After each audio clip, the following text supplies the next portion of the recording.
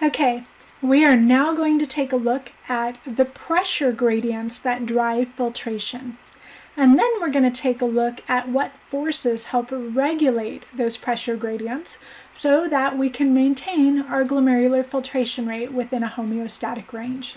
It's a little more complicated than it seems on the outset. But we'll start with the first question, which is, what is the pressure gradient that drives filtration? It is an axiom in physiology that fluid or air moves down its pressure gradient. So what that means is that if I am getting fluid to move from the glomerulus into the proximal tubule here, there must be a pressure gradient that makes it so. In other words, the pressure in here must be greater than any counteracting pressure. And indeed, there is. So it turns out that there's actually kind of three forces that all work together to establish the pressure gradient. I'm going to give you the punchline now, and then we're kind of tease it apart and take a look at what leads to that punchline. What are the components of that punchline? So I mentioned in the previous lecture that a homeostatically acceptable glomerular filtration rate is approximately 180 liters per day, at least for an adult male. So we're going to assume that a GFR is 180 liters per day. Now, what I'm writing here is in fact the flow, the collective flow across all of the renal corpuscles in the kidneys, both kidneys. And flow is directly proportional to the change in pressure or the difference in pressure over the resistance. So what that tells me is if I were to, for instance, increase this or decrease this, I would increase my GFR. Now, it turns out that my pressure gradient is 10 millimeters of mercury. That's not very much.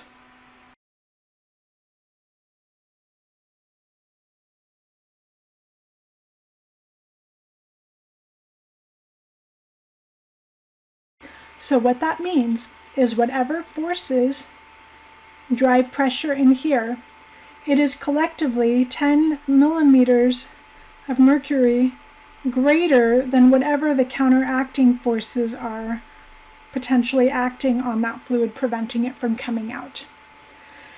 Now, the reason why I say this is important that you understand the punchline is because if what I just said is true, if a pressure gradient of 10 millimeters of mercury drives a glomerular filtration rate of 180 liters per day, imagine if that pressure gradient jumped up to 20 millimeters of mercury.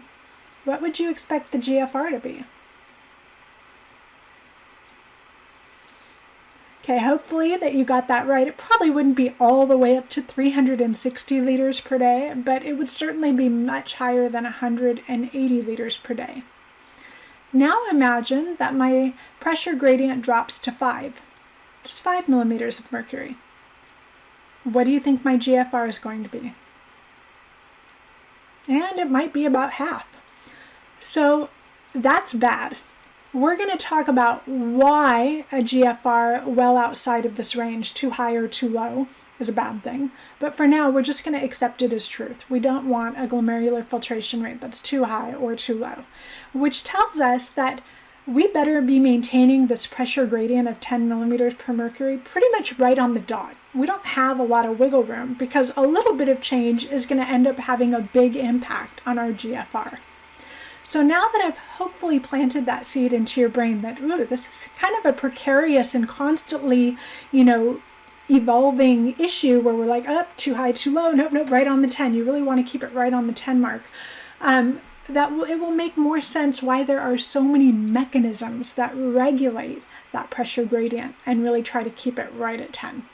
But let's first tease apart and figure out where are the pressure gradients and how are they interacting. So the main driving force that pushes blood out of the glomerulus and into the nephron is hydrostatic pressure, good old-fashioned blood pressure. And this is a capillary bed. So if you have to kind of dig a little bit deep, but what's an average pressure for a capillary in the systemic circuit? 30 millimeters of mercury, 40 maybe. It turns out that the pressure in the glomerulus is even higher than that. It's 55. So the pressure, the blood pressure that pushes fluid out of the glomerulus and into Bowman's capsule is a whopping 55 millimeters of mercury. Now, why it's got such a high blood pressure will be discussed momentarily.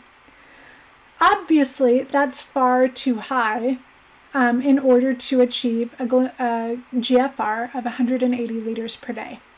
So we must have some counteracting force that is approximately 45 millimeters of mercury in order to get a net of 10.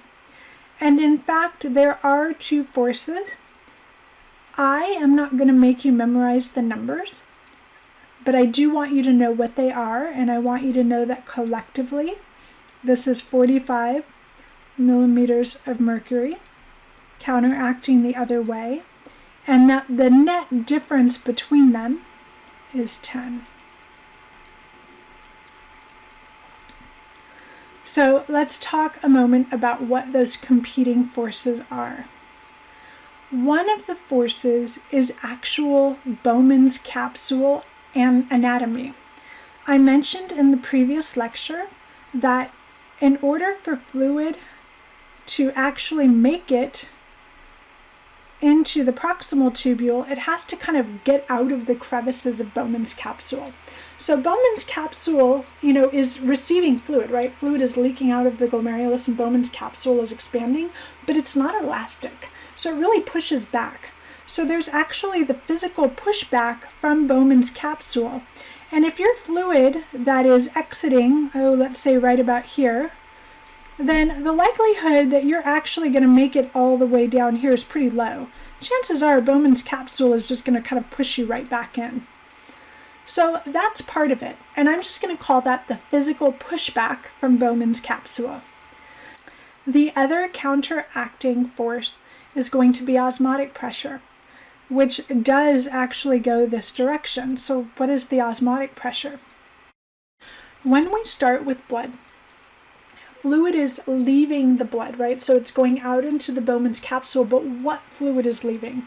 It's going to be water, it's going to be glucose, it's going to be, amino acids, it's going to be waste products, it's going to be ions, but some of that blood is still retained in the blood. So in other words, you've got glucose and you've got amino acids and you've got waste products and ions that are still in the blood too.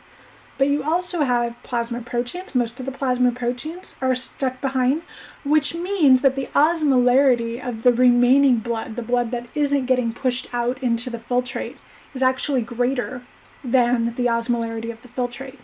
And what that does is that ends up creating a draw, kind of a mass bulk draw, an osmotic draw of fluid. And with the fluid comes everything else. So there are two competing forces, the physical pushback of Bowman's capsule and the osmotic draw of fluid back into the glomerulus because you've left a lot of the solutes behind, creating basically a big vacuum for water. And collectively, those together comprise about 45 millimeters of mercury of pushback. This diagram right here shows it a little bit more clearly. And I want you to make sure that you get some of this in your notes. So this is the actual blood pressure of the glomerulus, which I said was high. Again, traditionally, a capillary is going to be, at least a capillary in the systemic circuit is going to be anywhere, 30, 40, something like that. So 55 is actually very high blood pressure. And the counteracting forces are shown here. Now, they've got some fancy names, and you don't need to worry about those fancy names for my exam. But you can see here, there's the osmotic pressure, and there's the pushback from Bowman's capsule. And collectively, these make up about 45 millimeters of mercury. So when we look at this equation then, in terms of pressure gradient, it is 10 millimeters of mercury net. Now, before I get into why the hydrostatic pressure in the glomerulus is so high, I want you to see something. Assume the osmotic pressure and the pushback from Bowman's capsule is pretty constant. So at our level of discussing this, we can assume that this number really never changes. So what happens if this number goes up to, let's say 56 millimeters of mercury? You might say that's a trivial increase, right? But then when you subtract the difference, now you're looking at 11 millimeters of mercury. Do you think that's going to affect the glomerular filtration rate? It's going to increase it. What happens if this number drops down to 53 millimeters of mercury? You might go, oh yeah, that does not seem like, an important change. But now when you look at the difference, it's only 8. Do you think that's going to drop the glomerular filtration rate? Yes. So what I'm getting at is how important it is to maintain this so that you get the correct GFR. Okay, let's turn our attention to why the blood pressure is so high in the glomerulus in the first place. And it has to do with the anatomy, and we revisit the structure-function relationship. I want you to take a good look at this image. Look at the afferent arteriole, look at the glomerulus, and look at the efferent arteriole. What do you notice? Do you notice that the afferent arteriole has a larger diameter than the efferent arteriole does?